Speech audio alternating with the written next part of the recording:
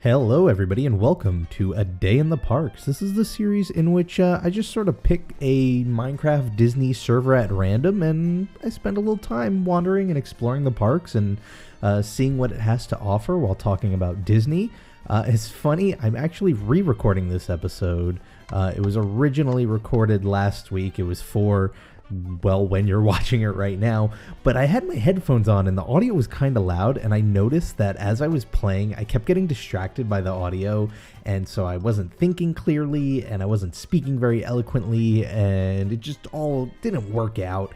And so I figured, I'd give it another shot. And I know here we are on MC Amusement, where they just recently opened the new version of Big Thunder Mountain, so I figured I'd go check that out, talk a little bit about Disney, spend a day at the parks. So I figured I'd come on here for multiple reasons. I mean, one, there's the new Big Thunder Mountain Railroad, which I'm excited to try out. We're going to walk over to now. But on top of that, I'm sort of in a Disneyland mood, which is weird because I'm actually, at the time of recording this, less than a week away from going to Disney World again. And I've been in the works of planning the next big Disney World trip in January with a big group of friends and I. And yet, I don't know, something about the summer, I guess because when I went to Disneyland, it was way back in August, has me sort of wishing I'd visit it again. I mean, it's in the plans. I'm going to visit it again at some point, but I don't know. I guess it's between that and all of this news about Paint the Night, which is unfortunately closing. Unfortunately for people in Disneyland, possibly fortunate for fans of Disney World. I'm sort of holding out hope that it eventually makes its way over to the East Coast. I don't know. We'll see. But yeah, I guess I've just had Disneyland on the brain. Oh, this castle's so tiny. I'm trying to also remember what I was even talking about the last time I recorded this. It was mostly just talking more about Guardians of the Galaxy and Tower Terror, which I feel like has been covered enough, so I don't feel like I really need to talk about it much.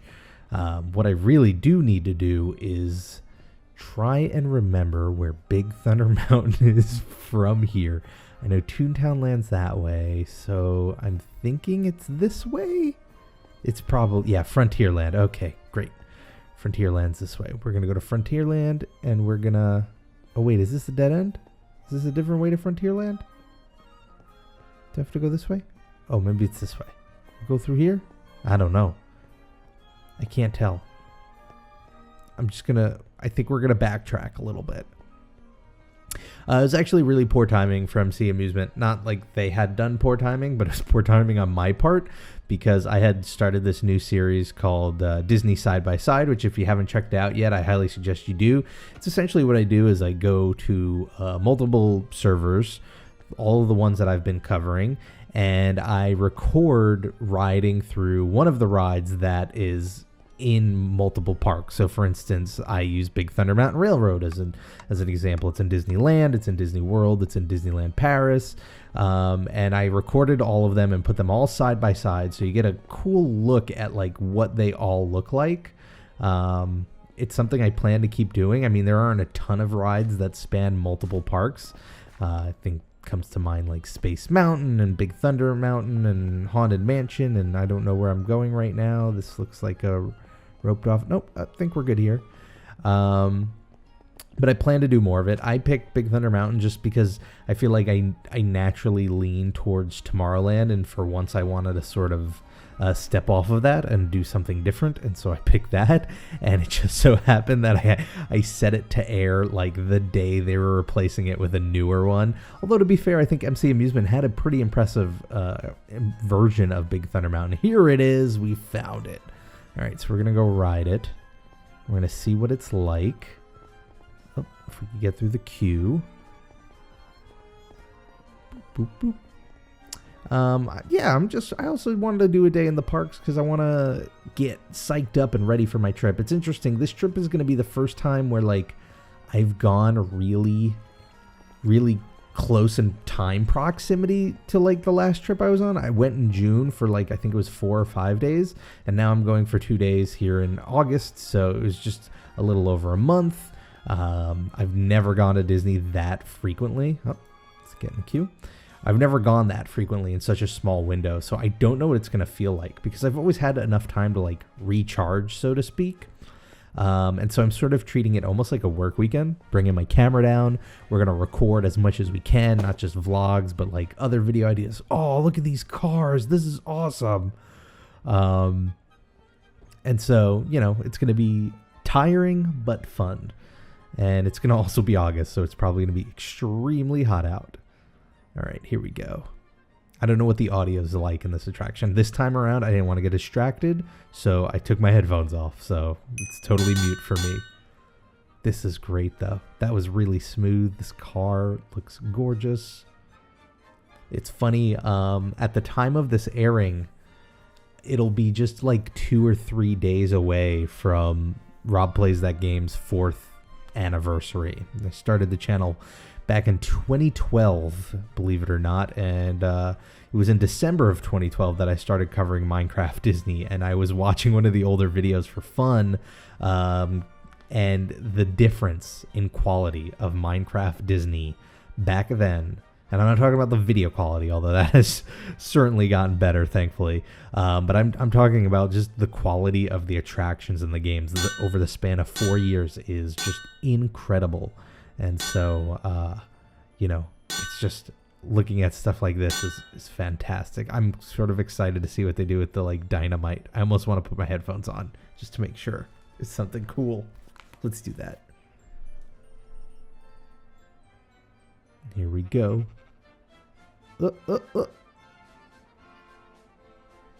I'm actually not going to be able to ride this when I go down in next week or this week. It's always tough trying to like keep time lined up when you have these things scheduled.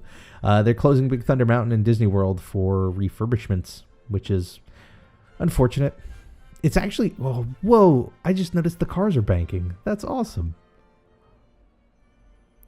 Oh my gosh, that's really cool. Oh, that's sweet. And then here's the dynamite scene.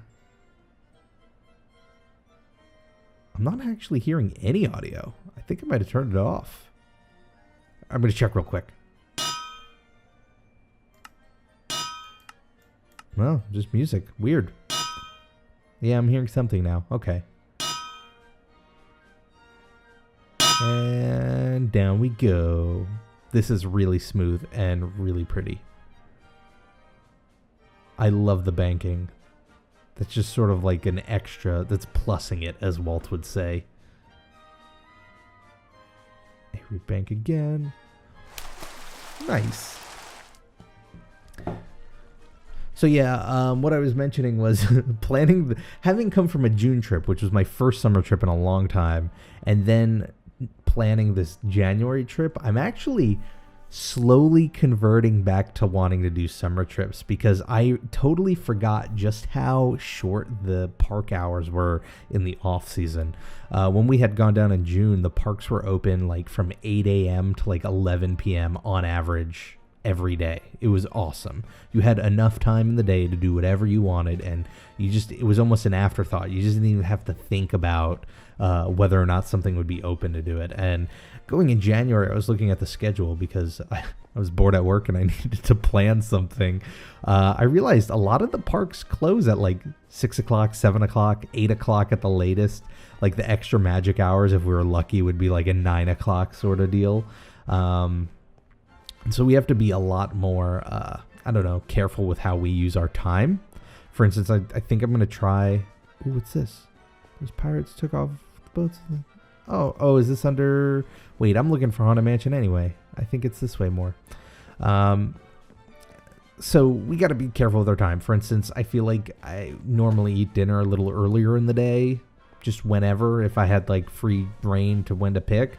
But, I figure we're going in January. If the parks are closing at 6 or 7, we could just go eat dinner after the parks close. That way we get more time in the parks.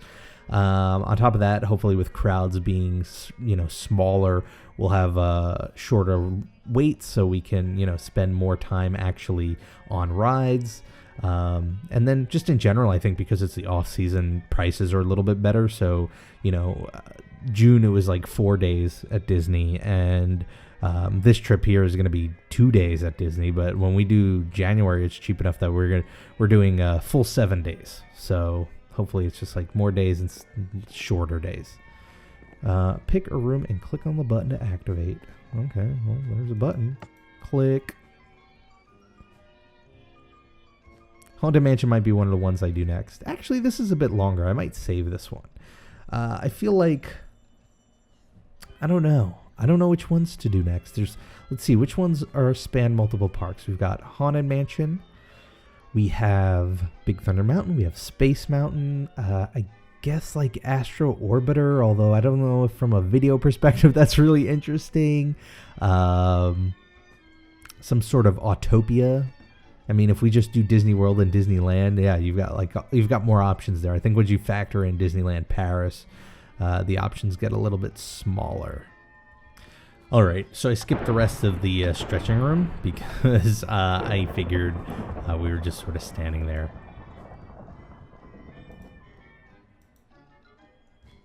Although, now we're going to have to stand here for another 43 seconds. Can I just say I have totally forgotten how I like the queue area of Disneyland's Haunted Mansion a lot more than Disney World's. In fact, I think Disney World's is kind of bad. The ride itself's fantastic, don't get me wrong, and I love the pre-show. But, like, after the pre-show and before you get in the dune buggy, it's just a mess. It's like you funnel into this just general area and then you have to get in line, and it always ends up being a bottleneck, whereas here it's a little more organized. There's a little bit more theming to it. It's just interesting. I don't know what Disney was really thinking when they designed it the way they did. All right, here we go. Let's hop on. Boop. Oh, wait. We got him. What about me?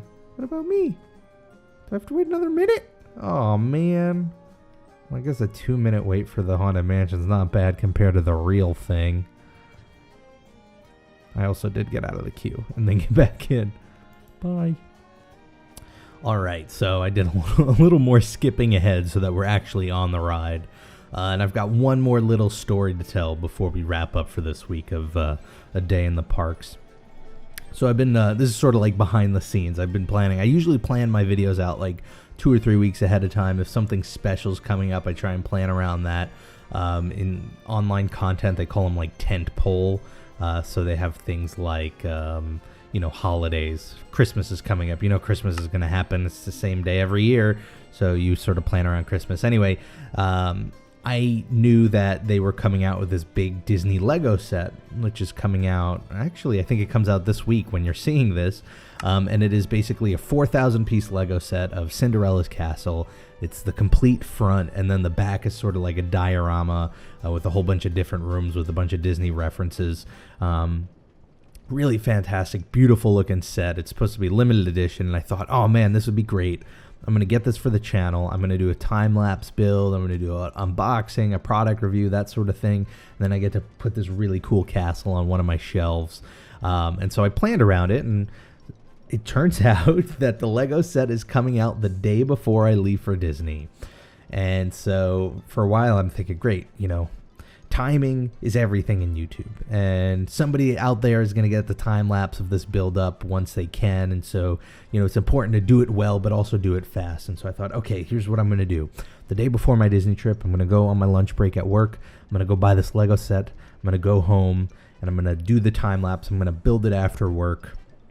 I'm going to put that together before I leave the next day for Disney, and I'm going to have that all set up and good to go. And it's going to be great. And then just randomly one night when I was like laying in bed trying to fall asleep, I was like, am I sure I'm going to be able to build this thing in the evening after work? I get home around 7, have dinner, so it's like 7:38, and then I try to go to bed around midnight, so that's about 3 or 4 hours. 3 or 4 hours to build a Lego set seems like more than enough time, right? But it's 4,000 pieces. So sure enough, there are Lego YouTube channels out there. So I started looking them up. I wanted to see how long does it take for people to build a Lego set that big? And sure enough, turns out with 2 professionals switching off, and when I say professionals, I mean this is their thing, is Lego building. So they know what they're doing. They know what parts they're looking for. By the way, I love this banquet room scene, especially MC Amusement's version of it. Anyway, it turns out it took 2 of them to build a 4,000-piece set about 7.5 hours. So it means I'm either going to stay up. I still haven't picked up the set yet. I mean, by the time you're seeing this, this actually might be the day I'm going out to get it, or I have decided not to. I don't know. We'll see. But I'm either going to be staying up really late, or it's going to spill into the next day, or I'm just going to accept that the time lapse won't get done until I'm finished building it after I get back from Disney, which is a little worrisome because, like, normally, like I said, I try to plan my videos a couple of weeks ahead of time, but, like, this is such a tight turnaround. Like, if I decide not to do it, I have to suddenly figure out, like, what video is going up that day instead, and I have to make it before I leave for Disney. So, you know, just one of those things. I didn't think of it. It was like the last thing in my mind was, am I going to be able to build this Lego set in one night? It was a no-brainer because I've had Legos before and I've never had problems building Legos. But of course, I've never had a Lego set that massive. So I don't know. I'm hoping that future Rob goes for getting it anyway and has a lot of fun doing it. And let's hope it all works out. I don't know. We'll see. This Friday, you'll either see a time lapse or you won't, or that'll be Monday. Who knows? It's all changing and fluctuating. That's just the way it goes. Anyway, this has been A Day in the Parks. I want to thank you all for watching.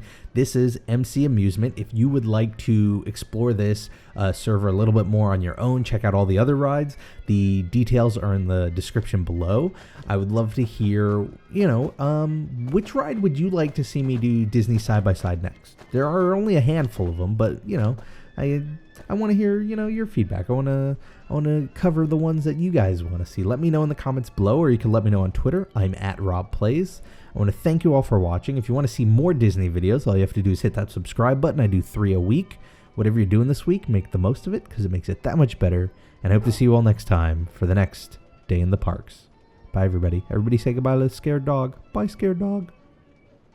It is that. What is that space where they have like the dance party with the Incredibles? That needs to go. That is so much fun. Have you seen the videos of them doing the whip and the nay-nay? I mean, come on.